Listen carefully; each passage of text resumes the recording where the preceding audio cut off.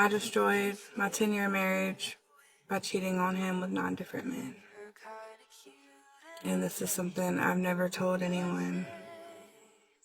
I blamed him for it.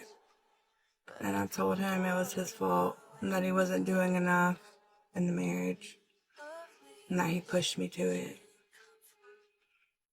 And it wasn't until he had already left me that I started to feel the guilt and feel the regret because he didn't do anything wrong. He was a great, great husband. And I destroyed everything because I'm selfish and I couldn't love myself enough. It's a very hard feeling to carry. Another day, another cancelled date. Not me, he cancelled it. Messaging, confirmed a babysitter, and then I went 48 hours without talking to him, messaging him, because I'm a single mum, and when I don't have my son, I work 12.5-hour shifts at night. It's so hard to put yourself out there when people just think that dating is disposable to you. I'm really trying to be nice and soft and like good to people, respectful. But it's so hard. I'm sick of doing everything on my own. I'm capable of doing it, but I also want to find someone to share my life with. And I just don't have time.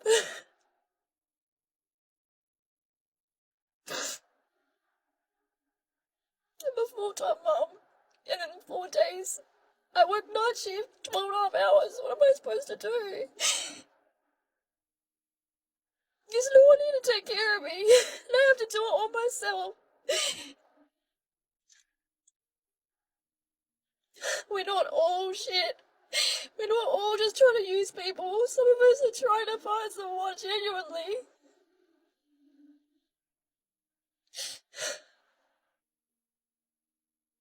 I don't know what to do. I don't know how people do this.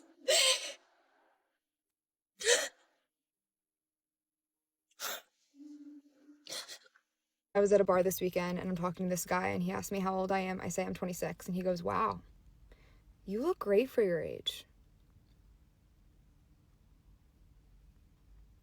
I said, "How old did you think I was?" He said, 22.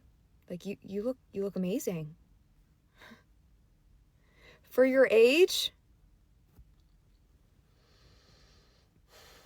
I'm 26. Am I old? Like, is that an old number? So I came home and I told my brother that story and he said, "Well, yeah, you're turning 27 this year. So yeah, you're about to be 30. You are old." I said, "Oh my God, kill me." Oh my God. Oh my God. I felt such rage in Tesco there. I just went in for a couple of bits and bobs and I just overheard this man call his other half and ask her where the rice was. It was a specific kind of rice, but that aside, figure it out. It was your job to go and get the rice. It was your job to go to Tesco, and now you're making it her problem. It was your job, and you're making it her job. And I get it, supermarkets are hard. But use this, figure it out, or ask someone. Don't call your wife. How have we let them be in charge for so long? It's so concerning. And this is just my reminder as a mother of sons not to do everything, not to take every piece of mental load from them. Let those boys engage their brains and figure shit out on their own. Apparently, guys don't care what you do for a job. They care about how you make them feel. So I've been dating wrong for the last however many years, thinking that building my career, staying financially independent would attract the right kind of man, when in fact, I could have been a waitress as long as I make him feel like a king. She's sitting there looking like she just discovered fire because someone finally told her that men don't want to date a LinkedIn profile. She spent years climbing the ladder and stacking degrees, thinking a man was looking for a business partner with a high credit score rather than a woman who actually likes him. Poor, deluded females. She's sitting there dropping the 9 different men bomb like she's reciting a grocery list after a decade of gaslighting a guy who actually checked every box. She spent 10 years convinced he was the problem, making him feel like a failure while she was out there running a full-scale roster. She didn't just break the marriage, she conducted a decade-long psychological experiment on a great husband to see how much guilt he could carry for her sins. Now she's leaning into the "I couldn't love myself" defense. It's the ultimate get-out-of-jail-free card. She frames her lack of a moral compass as a mental health journey. The guilt only showed up when the target left the building and there was no one left to blame for her own choices. Why am I not surprised? She's sitting there filming herself crying because a guy finally realised he wasn't high enough on her priority list to actually get a text back.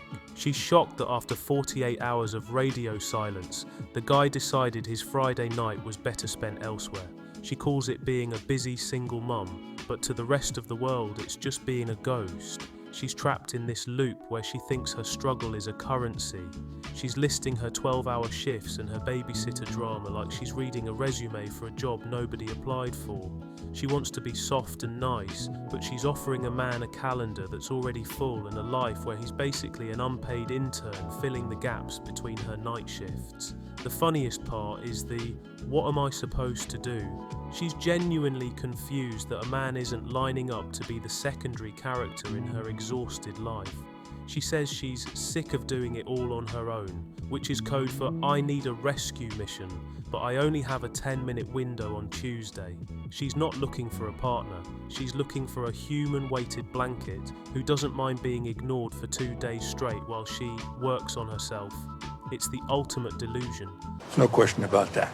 Look at the absolute state of this. She's standing in the middle of a Tesco, having a literal meltdown because a man had the audacity to call his wife about some rice. She's talking about rage and mental load over a 10-second phone call. She is the perfect case study for why couples therapy is a billion-dollar industry. She's got a guy out there actually doing the work. He's in the trenches, he's at the store, he's getting the job done, and all she can focus on is the fact that he dared to ask a question. She's turned a net positive gesture into a high-level grievance. It's a classic move. He's providing the labour, but because he didn't do it with the psychic precision of a mind reader, she frames it as an attack on her mental space. And this is why relationships collapse. Because some women just can't appreciate a man's effort. They want to focus on the negative aspects to that effort, and wonder why men resort to staying longer at work. Real men of genius.